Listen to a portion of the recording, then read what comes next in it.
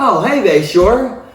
Welcome to Christmas at Home. If we haven't met before, my name is Joel, and I'm the campus pastor at one of our locations in Rehoboth Beach. What's up, Rehoboth Beach people? I'm at home right now, and it's nice to be at home. I don't know where you're watching this from, but do us a favor and just leave a comment. Say, hey, I'm watching from the garage, I'm watching from the living room, or I'm watching like in the spare bedroom on like the little, tube TV, because that's where I've been like pushed to by the families, all pushed me. I don't know where you're watching this from, but let us know in the comments. And I love Christmas at home, all right? Maybe you're rocking some Christmas pajamas like me. My wife bought these for me. She was like, Joel, we are wearing Christmas pajamas. I'm like, got it, baby. I got my Christmas pajamas on. I was looking for some Christmas cookies, but we didn't have any. But we did have some oatmeal cream pies, which might be better than Christmas cookies. And maybe you're sitting there with a cup of hot cocoa. For me, I'm more of a Mountain Dew person, and so I got my Christmas Mountain Dew right here. That hits the spot, warms me up inside. I got the fireplace. Maybe you can turn on that fireplace on your Netflix machine, however you want to join us. But we're just experiencing Christmas at home. And I think it's fun to think about all of our memories of Christmas, like all the things. This time of year, we like reminisce of Christmases long ago. Some of you got to think long ago, way back.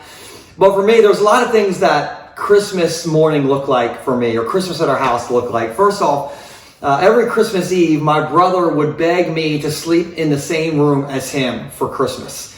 He always wanted us to wake up together in the same bedroom so that we could then go wake up our parents and start Christmas Day. And for years, I would say, okay, Tim, I will sleep in the same room as you on Christmas Eve. Okay. I'm not a hugger. My brother, he's the one who's always hugging everybody. I have personal space issues. But my brother, he's like, let's sleep in the same room. So I did that for years, and I'll never forget one year, Tim was like, it's Christmas Eve. We get to sleep in the same room together, brother. And I remember that year, I was like, Tim, we can't. And I remember he looked so sad, and he's like, well, why not? And I'll never forget what I said next. I said, Tim, the reason we can't sleep in the same room wearing matching pajamas anymore is because I'm 24 years old. We have outgrown this stage, but I have all these early childhood Christmas memories. In our family, we would go and wake up our parents when we woke up on Christmas morning, and my parents had to get ready before Christmas morning started. And so my parents would start to get ready. My dad would always take a shower, and we're waiting. We're like, Dad, how long can you be in the shower? And my dad would be like, hey, I'm washing my hair. And you all know my dad doesn't have any hair. So he's in there forever. And we're like, come on. And finally he would get cleaned up, and we would go out into our dining room, and we'd sit around the dining room table, and my dad would bring out the family Bible. And it was the biggest Bible you've ever seen. And we'd start reading the Christmas story. We'd start in Matthew. Then we would read Luke 2. And I'm like, okay, we're almost to the presents. And then my dad would go into Isaiah. I'm like, really, Dad? We're going Old Testament now? This is what happens when your dad is a professional Christian. And then he would bust out the guitar, and he would start singing like it was a Michael Bublé concert. And we're like, oh my goodness. And finally, we would get to start opening presents. And my mom would then start cooking Christmas breakfast after we opened our Christmas presents. Now, Christmas breakfast in our house growing up was a whole story in and of itself. It wasn't like bacon and scrapple and waffles, which is what it's supposed to be. No, my family tradition was to have what's called mackerel, which is the stinkiest fish you've ever smelled in your life. And the whole house would smell like stinky mackerel. I'd be dry heaving in the presents. It was terrible. But that was part of the Christmas morning for us. And then my grandparents would come over, and my dad would turn on the Amy Grant Christmas album on CD. And he loved that album. And that was Christmas for us as a kid. And it was imperfect. There was mackerel, you guys. But that's kind of what made it perfect for me.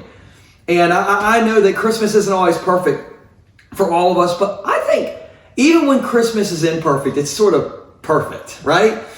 And I don't know what your favorite thing about Christmas is, all right? And I want everybody to just take a moment and think about, what's your perfect Christmas look like? You know, maybe for you, it's everybody wearing the Christmas pajamas. I think every mother just thought that. Like, oh, it's if every kid can be in matching Christmas pajamas. Like, I don't really get it. But anyway, I'm rocking them right now. Maybe your perfect Christmas. I want you to think about, what does it feel like? What does it smell like? What does it sound like? And just leave a comment. Say, hey, it smells like hot cocoa. That's what it smells like. Put something in the comments. Maybe for you, the perfect Christmas is sitting in your favorite chair, you know, with the Christmas music going, and you're there with your favorite children. You know how that is, parents. No, I'm just kidding. Maybe you're there, your perfect Christmas is Christmas music. Maybe like the classics, Bing Crosby or Michael Bublé. Maybe you're into Mariah Carey. We're not here to judge. We're just here to love on you, okay? I don't know what your favorite or the perfect Christmas is for you, but for me, it has to include watching the movie Home Alone. I love the movie Home Alone. I won that movie on VHS tape in the 90s on Little League opening day, and I started watching it over and over again. And I have like this talent to memorize movie lines. And so my kids, they started to like develop that same talent because we would watch Home Alone all the time. And I remember one night we watched Home Alone, and the next day we're in the family minivan, and from the back of the minivan, my daughter quotes a line from Home Alone. It's the first time I've ever heard her like quote a line from a movie, and she quoted it perfectly. And guys, it was the only line in the movie that has a cuss word in it. And she won the Academy Award. I'm like, I can't be a pastor anymore. I'm like, Stacy, we got to put a password on the Netflix machine. Like, but I love that Home Alone movie. And that's like perfect. The perfect Christmas for me. And I don't know what the perfect Christmas is for you, what you would think it looks like. But whatever the perfect Christmas looks like for you, it's not going to happen this Christmas. Aren't you glad you turned on TV and watched us today? But you know it's not going to happen. We can all just like pray and go back to watching 24-hour reruns of A Christmas Story, like, because we know that the perfect Christmas is not going to happen. You could get everything pretty close to right. You could buy your kid the perfect gift, wrap it in the perfect Disney wrapping paper, put it strategically behind the tree so it's the last gift they see. But you know you're going to forget the batteries to that toy that they open. And then they're going to start crying, and they're going to be wiping their tears with the Disney wrapping paper. You're going to blame the batteries on Santa. Come on, parents. It's Santa's fault, okay? That's not Santa, that's a snowman. Anyway, something's not going to go right. Your eggnog is going to be expired. The family you want to see this Christmas, they're going to show up late and leave early, and the family you don't want to see, hello, they're going to show up early. They're going to be the first ones to show up and the last ones to leave. You're going to be hiding out in the bathroom like, oh Lord, would you have them go home? I just wish I could be home alone right now. Like, something is not going to go perfectly. And the reason I know that is because right now things are not perfect in our house. If you kind of know our story or watch one of the videos that our church put out recently, our entire family, my wife, my kids, myself, we all have COVID-19 as we're filming this right now. And so like we really are going to be home alone this Christmas. We can't go anywhere and nobody can come over. Anyway, but it's imperfect. And, you know, I was thinking about that, and the first Christmas wasn't perfect either. And so if you got an imperfect Christmas going on, that's just like the first Christmas. And maybe you don't know the story, but in Matthew and in Luke, you know, Luke was a doctor. He investigated all this stuff, and he has so many details in the story. And we all kind of think, oh yeah, it's Christmas. It's the Christmas story. It's perfect. But think about it. You know, there's this Roman emperor, and he sends everyone to their hometown to go get registered for this giant census, you know, to take the census of the Roman world. And everybody had to go to the town they grew up in. And so it's like you would have to go to the town you grew up in. You wouldn't be able to be home for Christmas. So nobody was home for Christmas. They were at their childhood home, but not the home they're living in. That's not perfect. Then Mary had been planning her dream wedding. She had been putting everything on Pinterest. It was going to be amazing. But instead, on the first Christmas, she is on a donkey, 9 months pregnant, and she is riding about 50 to 60 miles on the back of this donkey. Listen, I've ridden a donkey before. I grew up in Sussex County. And let me just tell you, I've never been pregnant, but I cannot imagine riding 60 miles on a donkey. That's not perfect.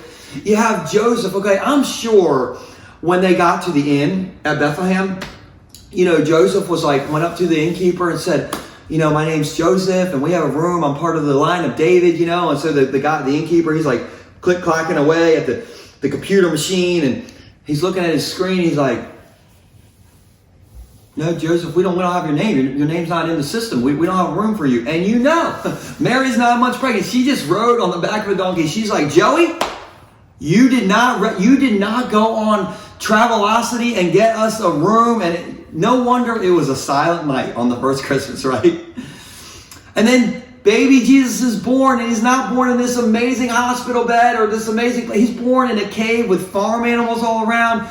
The entire Jewish community, they're looking for this savior that's going to be a war hero or a politician to rescue them from Rome. And instead they get a 6-pound, 6-ounce baby Jesus.